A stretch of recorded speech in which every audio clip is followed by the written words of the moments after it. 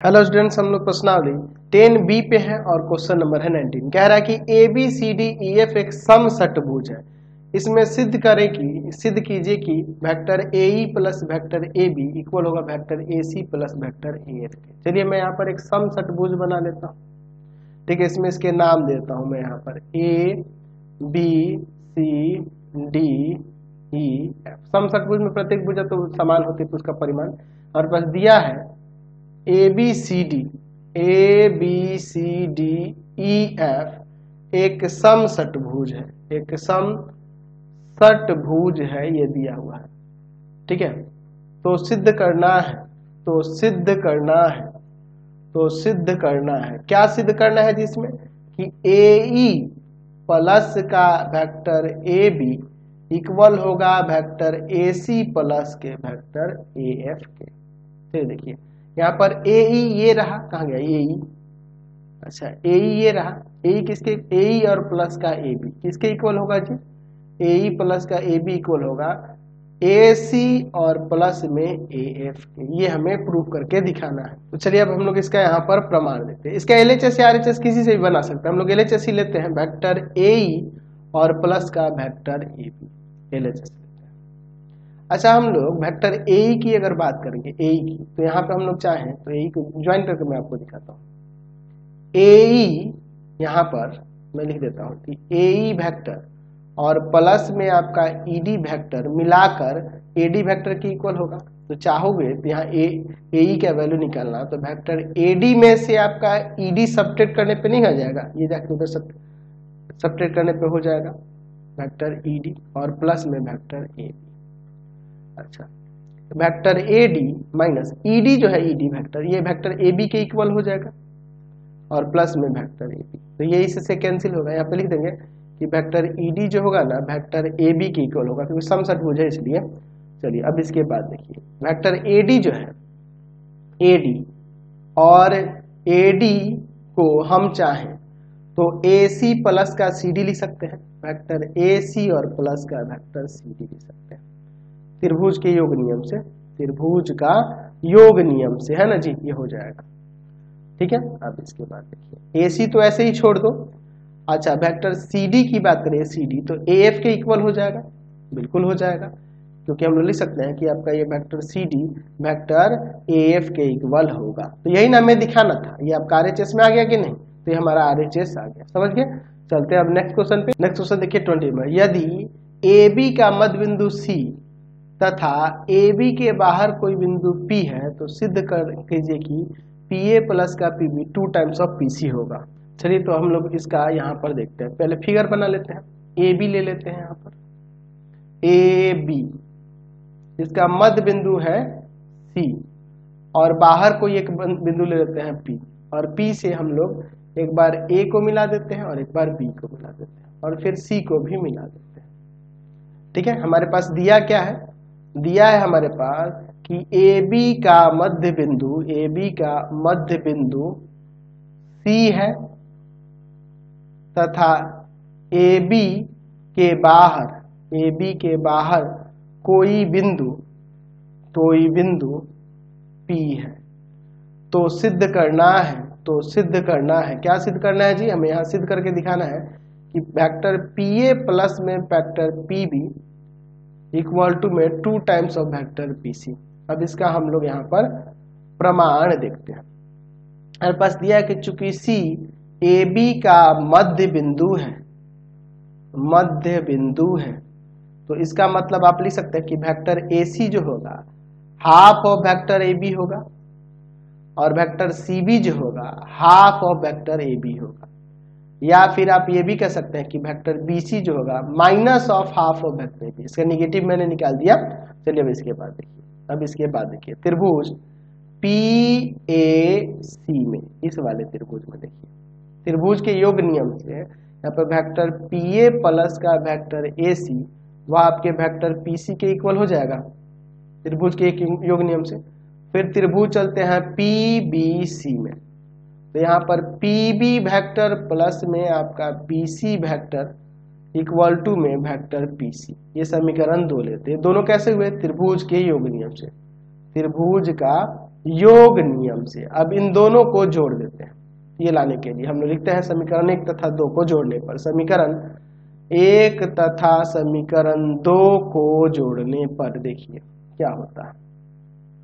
ठीक है, जोड़ने पर तो वेक्टर PA प्लस में वेक्टर AC प्लस में वेक्टर PB प्लस में वेक्टर BC इक्वल टू में PC वेक्टर प्लस में PC वेक्टर। अब देखिए वेक्टर PA, अच्छा वेक्टर AC जो है ना हाफ ऑफ वेक्टर AB है, अच्छा प्लस में वेक्टर PB ऐसे ही रहने देते हैं, और BC वेक्टर है ना ये minus of half of vector AB है, ठीक है ना जी, और इक्वल टू में वेक्टर PC तो वेक्टर 2 इंटू में वेक्टर PC हो जाएगा।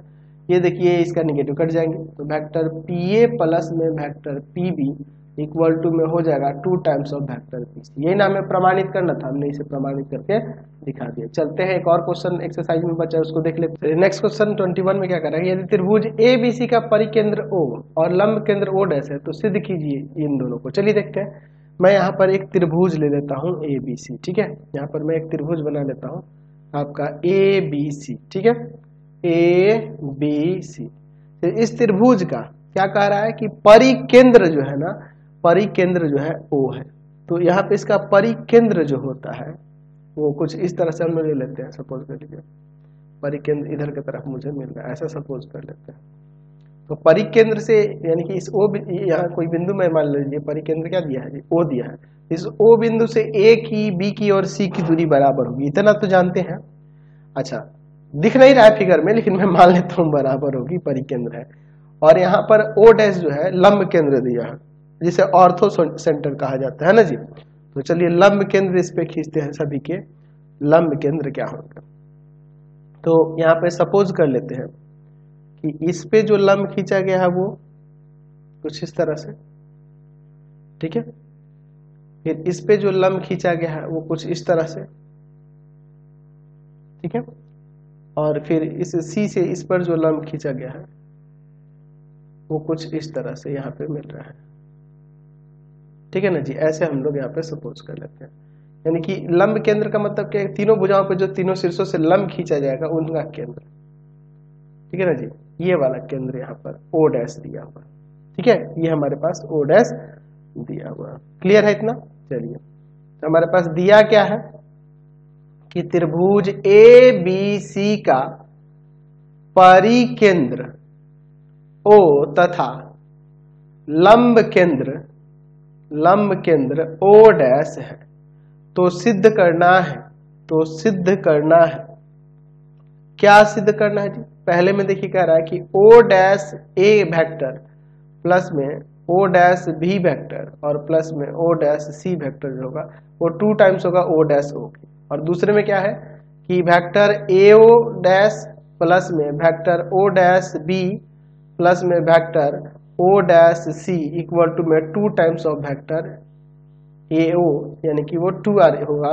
यहाँ पे लिख सकते हैं कि जहां R जो है क्या है, परिवृत्त की त्रिज्या है, परिवृत्त की त्रिज्या है, ऐसा हम लोग सपोज करते हैं। चलिए तो अब इसके बाद देखिए हम लोग क्या करते हैं, इसका आप प्रमाण देखिए, ठीक है जी, प्रमाण में। चलिए अब इसके बाद देखिए हम लोग इसमें क्या करते हैं, यहाँ पर इसका नाम कुछ देते हैं, मान लीजिए इसका नाम M देते हैं, परपेंडिकुलर जो खींचा गया भी M। अच्छा एक काम करता हूँ, इस पे से एक यहाँ पे इस BC का मध्य बिंदु ले लेता हूँ, मान लेता हूँ कि BC का मध्य बिंदु D है। यहाँ पे मान लेते हैं कि माना D BC का मध्य बिंदु है, ठीक है ना जी, इतना हम लोग ले लेते हैं मध्य बिंदु है। तो अब चलते हैं त्रिभुज आपके OBD में, इस वाले त्रिभुज में OBD में, ठीक है। तो इस वाले त्रिभुज में अगर इस एंगल की बात करें, ये वाला एंगल, यानी कि एंगल अगर हम लोग बात करेंगे इस BOD का, इस BOD का, तो किसके इक्वल होगा। तो अब देखिए इसके लिए मैं क्या करता हूँ, यहाँ पे मैं यहीं पे बगल में कर देता हूँ। अच्छा मैं यहाँ पे एक यहाँ पे चतुर्भुज लेता हूँ, ध्यान से देखिएगा, यहाँ पर इसका नाम भी यहाँ पे कुछ देता हूँ, मान लो L दे देता हूँ। तो यहाँ पे मैं लेता हूँ चतुर्भुज O डैश LCM में, इस वाले चतुर्भुज में देखिए, ध्यान से देखिए, ये 90 है, ये 90 है, तो इसका मतलब ये चक्रीय चतुर्भुज हो रहा है। चक्रीय चतुर्भुज हो रहा है ना। तो यहाँ पर अगर हम लोग इसमें कोणों की बात करेंगे तो यहाँ पर हम लोग लिख सकते हैं कि एंगल, वही लिख देते हैं O dash L C equal to में angle O dash M C equal to में 90 है। तो इसका मतलब अगर एंगल हम लोग यहाँ पर एल ओ डैश एम की बात करेंगे, इस वाले एंगल की बात करेंगे, तो वह 180 में से इस वाले एंगल सी को सब्ट्रैक्ट करने पे हो जाएगा। सी को एंगल सी ना लिखे सी भी लिखेंगे तो कोई बात नहीं चलेगा। बात समझ रहे हैं, चक्रीय चतुर्भुज हो गया ये।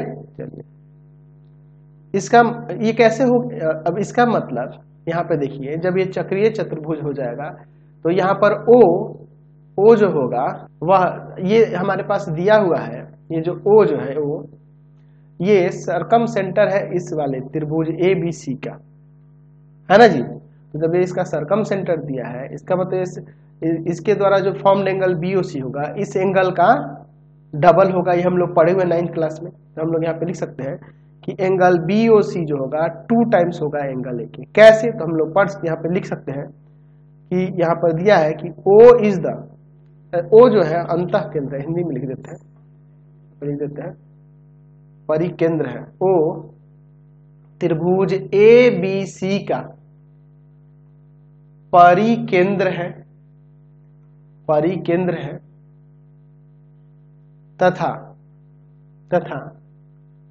तथा यहां पे लिख सकते हैं कि ए वृत्त पर स्थित एक बिंदु होगा, ठीक है ना जी, इसलिए।